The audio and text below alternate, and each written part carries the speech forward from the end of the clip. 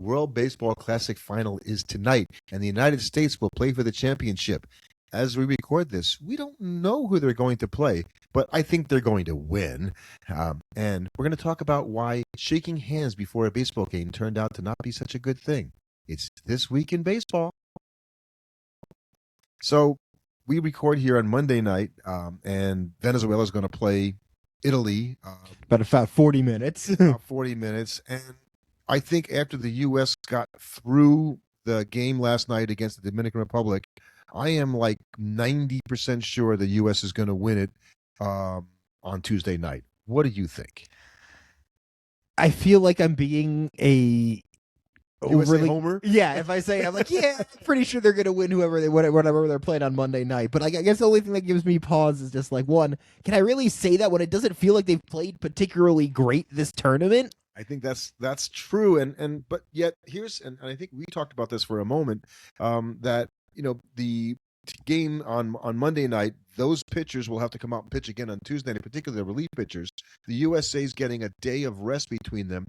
That seems like a pretty big advantage that you get the day off. Right. The fact that the U.S. gets a bonus day off of whoever won the U.S. Dominican, right. The fact that they're not playing them on the same night to me is a little weird. I feel like we could have put a day of rest between the games, had them both play on the same day, give another day of rest, and then do the final on Tuesday, without there being some kind of weird, like, okay, yeah, some team basically doesn't get the benefit of a day of rest. And the USA had hoped that they were going to have Tarek Skubal to pitch this game, but they knew they were never having Tarek Skubal to pitch but this game. He's not going to pitch, but I think he might be there.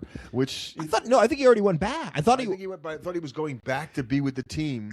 Right. That's silly. Now it's getting silly. It's weird. Skeens has been there the whole time. Obviously, I watched him pitch as did everybody on Sunday night, and it's like he wasn't at his best, and he's still ridiculously good. Right, and it's so funny because if you could think of a more baseball thing, then you have the two most vaunted lineups to ever face each other in any baseball game, because those two lineups are better than most All-Star League lineups, All-Star game lineups. Agreed. That's how, because they didn't have to worry about only picking guys from every team. I mean, those two lineups were loaded beyond belief. And of course, it finishes in a 2-1 game where there's only 3 runs, all scored on solo home runs. And that's the obviously good pitching beats good hitting at any time. That game obviously could have gone either way. And the big story I think that came out of that game, and I wrote about this a little bit as an aside, is that ABS had its best night last night when it wasn't used. Yeah, I think Juan Soto is very much in favor of ABS after last night, and so is Perdomo. Right, and so clearly last night displayed for everyone to see that the umpires, despite their best efforts, right, to call balls and strikes accurately, don't. Right. Umpires are better than they have ever been. The margin in which, if you think umpires aren't better than they used to be, this is the example I love citing. Go watch like the 1997 NLCS championship game. I believe it's either game 6 or game 7 where Livan Hernandez pitches. He strikes out 12 Braves in a complete game shutout. And you will see things called strikes in that game that will blow your mind. Like, these were pitches in like the opposing batter's box that guys are getting rung up looking on. Today pitchers miss a pitch, umpires miss a pitch by like 0.2 of an inch, and we're like, oh, this guy sucks, get him out of here. It seemed on Sunday night that the umpire was missing him by more than an inch or two. Some of those pitches, and obviously the final pitch of the game, which was clearly low and incredulous to I think it was Perdomo who took it. And let's put it this way: we all know umpires will call things that aren't strikes. I will never forget when I was playing. I believe it was freshman baseball. We were playing a game that, for whatever reason, there was a particularly group of contentious fans in the stands, and I came in to pitch the end of the game, and I threw a changeup that, to this day, if you ask me or my catcher, that pitch bounced off the back part of the plate. It hit the tip of the diamond, and they rang the kid up on the strike 3. And like, I'm pretty sure like the opposing coach threatened to have his kids come off the bus and fight us after that game. It was so out of control. This is not to impugn high school umpires who do a great job. Will make mistakes no matter how good they are. So I think that's the thing with ABS. It's the same thing that you had with the tennis line judges. It didn't matter how good they are. These are balls moving in excess of 95 miles an hour. The human eye cannot possibly tell within tenths of an inch whether or not it's correct. Beyond the realm of human capacity to get 100% accuracy. And that's what ABS is. And that's what we want. It's perfect. It's irrefutable. And why do we want anything else?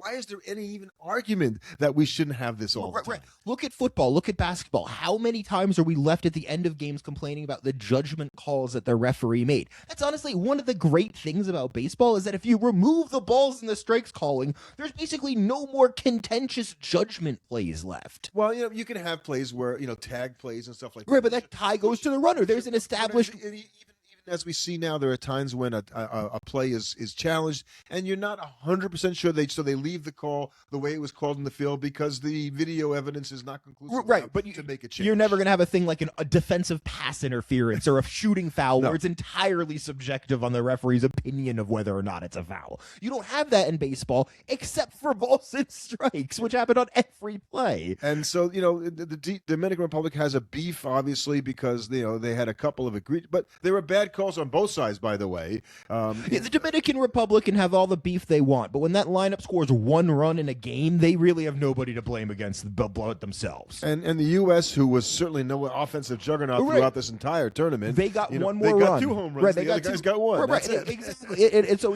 I think that for the Dominican Republic, it's got to be just disappointing to lose this way. Because at least if you lost in a game where, you scored a bunch of runs, but your pitchers just kind of, didn't hold up, I think that's a lot easier to swallow because you could be like, well, the U.S. lineup is pretty good.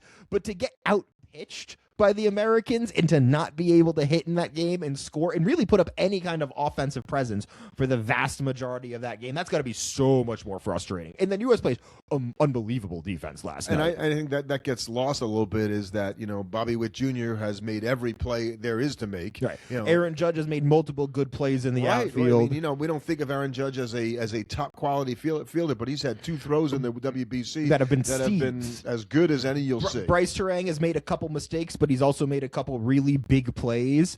They didn't even, and they made it, and you know what? As much as people have, lambasted Mark DeRosa for the multitude of mistakes he has made for this postseason, this World Baseball Classic run, he looked pretty smart sticking Gunnar Henderson at third yesterday because he had pitched so well off of Severino. 7 for 9 against Severino. And he gets a home run. And when they told Alex Bregman that before the game, going, I'm not going to play tonight because this other guy is 7 for 9 against Severino, Bregman said, you should play him. Yeah, and then he hits a home run. So he looks real smart for that one. You should play him. And they were just, and the guys that gave it up for the Dominican Republic, and look, obviously we're Met fans, so we know Luis Severino, and we know Gregory Soto, the guys that gave up the home runs going, wasn't any surprise to anybody who's a Met fan going, yeah, those guys could give it up. Right, but at the same time, if you told me that, they're going to start Luis Severino, bring in Gregory Soto, bring in Huascar Brazoban, all Met pitchers recently, weirdly, and those guys would all be able to pitch through the whole game. They would only give up 2 runs, and then you told me I would expect the Dominican Republic to win that game the vast majority of the time. And then they countered did the National League, the Americans with David Bednar. So now they had a bunch of Yankee relievers, right, and Yankee pitchers that pitched in there as well. And then Mason Miller came in at the end of the game, and I'm like, oh yeah, we have our own Edwin Diaz in America. So that was really nervous at the end. I was watching Mason Miller at the end of that game, and he looked nervous up there because he's bounced the pitch, and you could just see the pressure there. I mean, that's the most pressure that dude has ever seen. And it is something that we have seen all of the players talk about. Now, I think a lot of this comes from they're at the World Baseball Classic. They are swept up in the moment right now. They're playing with their guys. But these guys, it clearly means a ton to them.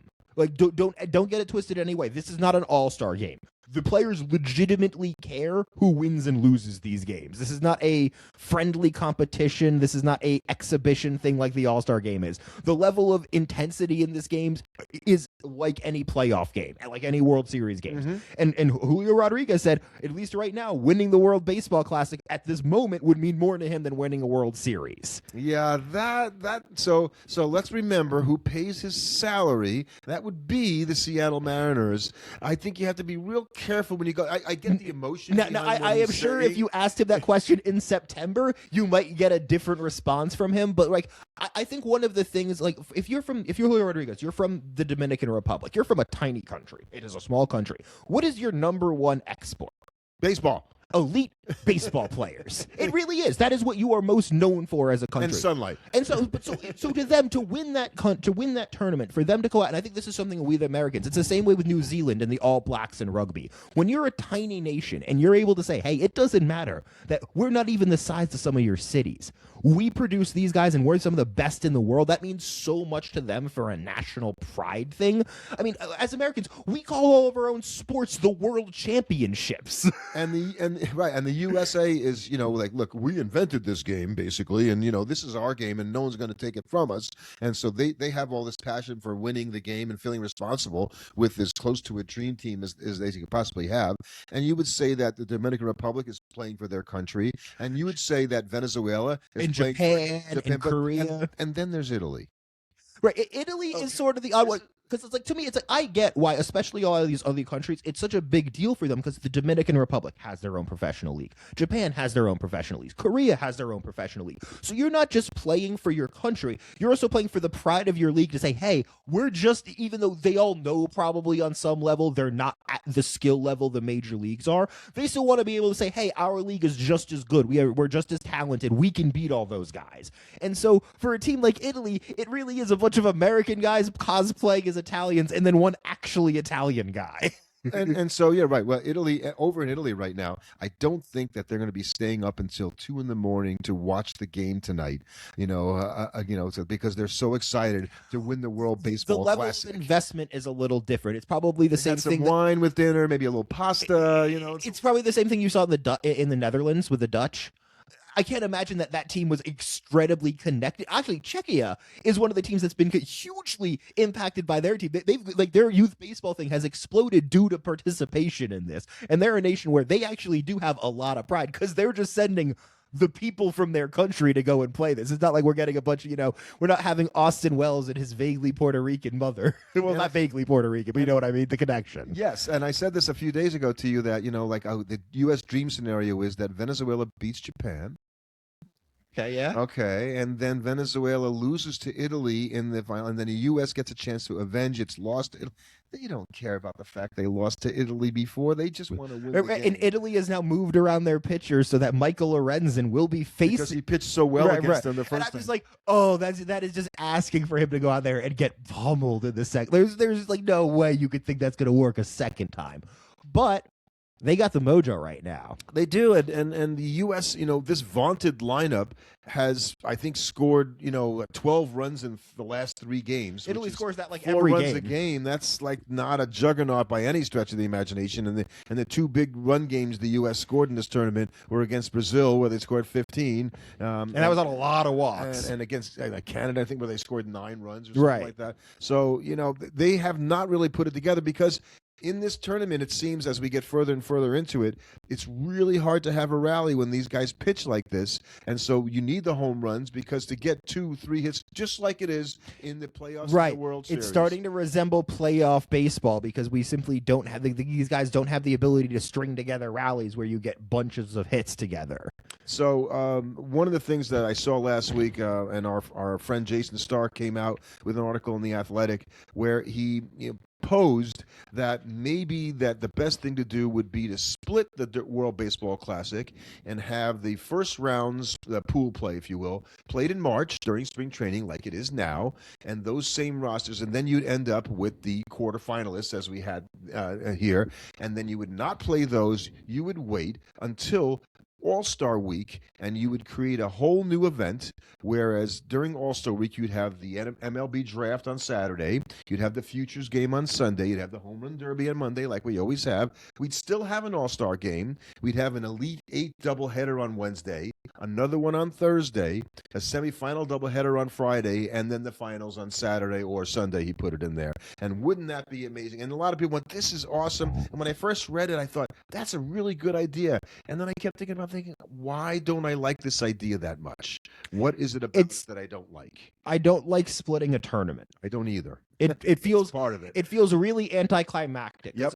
Especially because you don't, with the way injuries and stuff happen, you have no idea if the teams that got to those quarterfinal matchups Will be the same teams. will be the same teams. Guys could have gotten injured. You don't necessarily know that you're going to look about it. Also, all of the momentum, all of the excitement, you're basically asking everybody to just kind of hold that for 2 months again. and then do it again.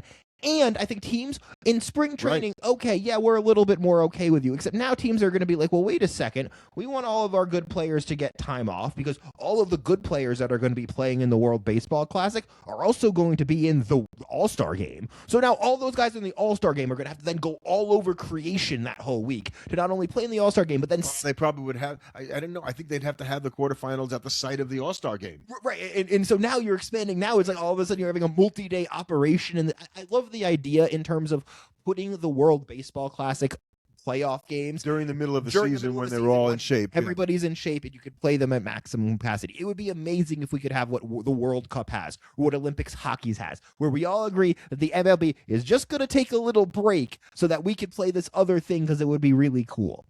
But there's 32 guys in baseball who I'm pretty sure will never, ever go for that. And that is the owners of every Major League Baseball team. and you know, the summer, playing in the summer is a nice idea to have it be around the All-Star game, but actually the players are probably able to go harder now to a degree because they're not worn down from having played half a season. Right, like it's the same way putting it after the season you wouldn't get as I think this is really the best time for you to do it. I think so too, and I thought what I didn't like about it as well is the same thing I don't like about what's happening with the U.S. getting a day off between the semifinal and final, whereas the team playing tonight, you know, in Italy and they only they're going to play tomorrow, is that the quarterfinals are on consecutive days, which means one team isn't going to get a day off, and the winner, and the other team is going to get a day off. That doesn't seem right in a tournament that you get treated that way. Feel right that like it seems like the U.S. gets bonus rest that the Italian team doesn't get. I don't know why we couldn't have played both games yesterday. I completely, because they would have had an open date and they don't get they don't get another gate. Right. That's right. Just really what it comes down to is like we could have another day where people are coming to watch, and I don't think it's even about the open gate. I think it's about the TV. Oh yeah, well it's the same thing. It's just there's a revenue opportunity. Well, you're going to get TV coverage of 2 games, whereas you're not only going to get the fans to come in. You're going to send everybody home after the first one, and then have a whole bunch of other fans come in the second time. So the other thing that was noticeable to me, and I'm gonna go like insulting wise a little bit, is that some of these pitchers that came in and shut down the U.S., for instance, Canada did it, and even Great Britain had a couple of pitchers that pitched well against the I think it was Great Britain. Against the U.S., I'm not sure about that. But these pitchers who haven't pitched in the major leagues in years, you know, or they're in the minors or right in the now. Minors, or one guy was pitching, and he was in Canada. He was in the semifinals or the quarterfinals, and he has a farm. He retired 2 years ago, but he's pitched in all 3 World Baseball Classics the last time. He's like 39 years old, and he's a farmer except when he comes in, and he pitched really well. I think his name was O'Coin, and he pitched really well for it. Like, how are these guys coming into the WBC and getting out not just major league hitters, some of the best hitters on the planet? Well, okay, you have to think about it. We have seen position players come in and pitch, and they're throwing meatballs. That's lucky, and they're able to get outs. So now you're having guys come in and they're actually throwing pitches. And I would say probably one of the biggest things is these guys have never. There's no film. There's no film on any of these guys, which means there's not even stuff to watch in the dugout. It means the best scouting report you're getting is from the guy that came up before you. And so I think that's what a big is, because when you only have these guys are usually only throwing to like 1 inning's worth of batters a lot of the time. So it's like, okay, we have to try and figure out what this guy's deal is in basically 15 pitches. I think they're so hyped up because when you think about it, if these guys went and came into a major league game in June. Right. Like they came to a game, and it's the 7th inning. We're going to bring in this guy nobody's ever heard of, and he's going to pitch. He's going to get hammered.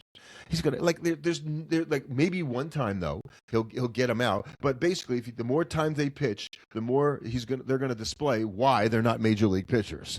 And so these guys they throw their inning and they come in like wow, these guys they and you think all these teams watching these guys get out Aaron Judge and going, we should sign this guy. At the same time, you have to think about it. If Aaron Judge goes 1 for 3 in a game, he had a great game. He's averaging 333. It's like, okay, yeah, he got out twice in that game still, but all he has to do is get 1 hit, and it's a great game for him.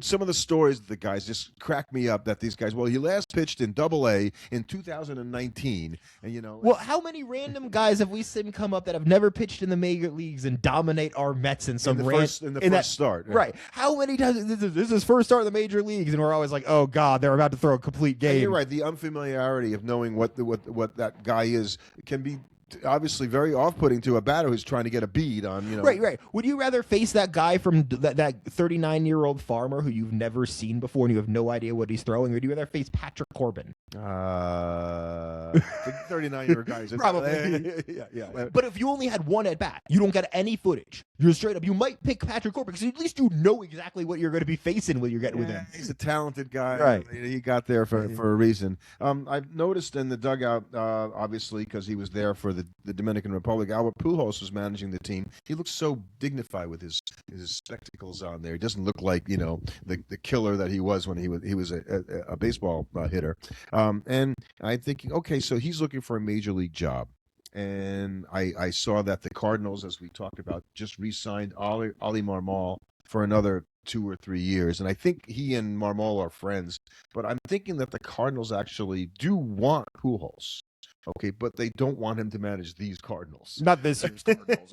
So I could this year's a sacrificial year for them. So I think they did him a solid by not giving him the job now, because they could have let Marmol go and hired Pujols. I mean, it just seems like inevitable, like he's going to be the manager, and you would think if he's going to be the manager of any team, it would be the Cardinals. But I think they did him a solid by not making him manage this group of Cardinals, who, when we do our picks next week for the season, I'm going to go out on a limb and guess that both of us are going to pick the Cardinals for a last place. I think there's a very good chance in National League Central. So think he's done a good job. When your guys only get 1 run in a game, you're going to lose to the team. But there's not a lot you can do if you're only going to score once. You pulled all the right strings, and you just gave up 1 more home run than you could get away with.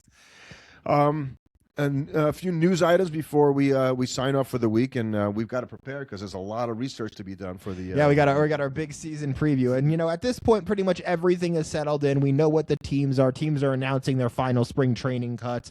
We saw a bunch of the Mets players get sent down to AAA now, so you're not gonna have the young guys to kick around. So now it's the rosters and the guys of the WBC. And you're slotting the guys, the starters, so that they're gonna pitch their next start in spring training is going to be the last start, right? Before they make their first start. You have guys season. Trying to make the team, like Alex Manoah, who did not have a great start for the Angels, and he might not even make a roster now. There's a guy that I kept thinking, man, somebody should give him a shot, and every time I say that, the guy goes someplace and lays an egg. I think it's time to stop giving him a shot. I'm telling you can't get anybody out.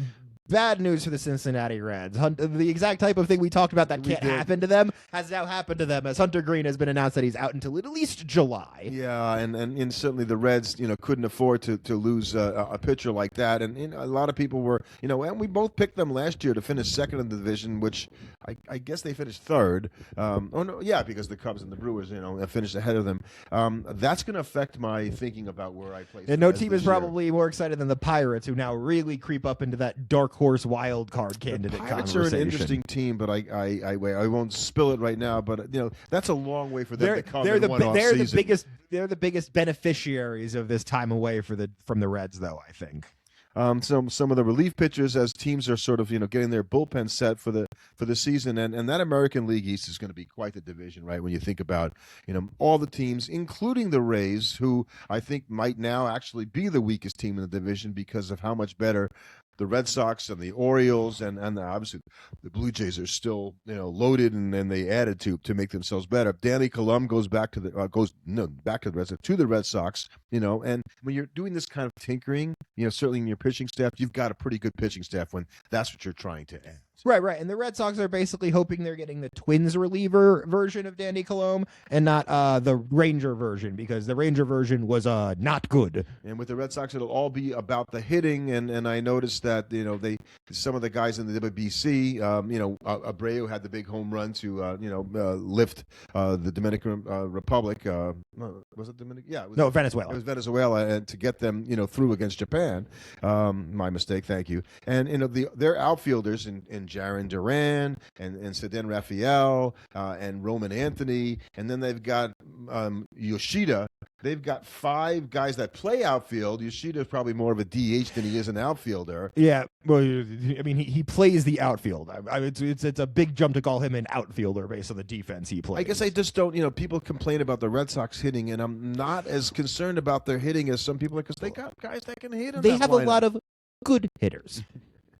But I have a lot of problem when you're looking at that lineup and you go, yeah, I think the biggest guy in our lineup power-wise, the guy we really need to depend on out of the 3-hole, is our 23-year-old left fielder who's yet to play a full major league season. Because that's who they're counting on to be the cornerstone of their Roman lineup. Anthony is... It's insane that we're going to say, I'm about to say these things, but you know who would look really good in that lineup right about now? Rafael Devers. I knew you were going to say that. If you put him in that lineup, then I would be like, okay, now you're cooking with gas. But you're basically saying, I need every guy in that lineup to hit to their ability, because I don't know if there's a guy in that lineup that'll hit 30 home runs. I need Trevor Story to be 2017 Trevor Story. Right. And I'm not sure he's going to be 2023 Trevor Story. Exactly. You don't have Bregman to kick around this year. And that's a big difference, because you said they take out Devers, but they had Bregman to go in there. Now Bregman's gone, so what's left? Right, and so that's why I'm concerned about that lineup, is they have a lot of good hitters, but when you have a lineup of,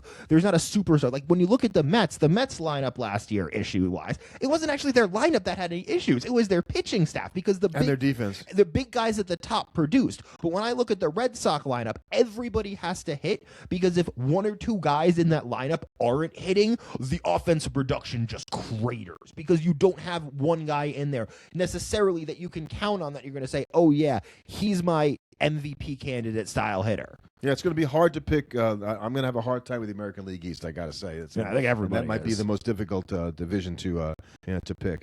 And, I guess I wanted to just mention from the Met fan perspective that Carlos Beltran, who is going to enter the Hall of Fame in July. As a Met, we believe. As a Met, wearing a Met cap, is now surprisingly going to have his number 15 retired by the Mets. What a coincidence that's going to happen. And he was going to join Bobby Valentine and Lee Mazzilli going into the Met Hall of Fame, but they punted on that one, and they're going to have a number retirement ceremony later in the season. Right, and then they'll probably enshrine him separately after he's in the Hall of Fame to give him a special one, because it's not every day your franchise gets to have a guy going into the Hall of Fame wearing your cap. The real Hall of Fame, as opposed to the Met Hall of Fame, which I oftentimes joke is more like a corridor of fame. Well, Lee Mazzilli's in that Hall of Fame. He's going in that Hall of Fame. Right. He's not going in the other one. So I think that I'm glad that Beltran is going to get his due in terms of but having his number retired. I don't think I ever really thought that was. I would have. Yeah, David Wright strikes me as a guy that should get his number before Carlos Beltran. I think him more, even though Beltran was an amazing as a Met. Yes. So look, we'll wake up tomorrow. You guys are going to know the winner of the game. I'm not going to pick a winner because, like I said when we started the podcast, the U.S. is going to beat whoever wins tonight.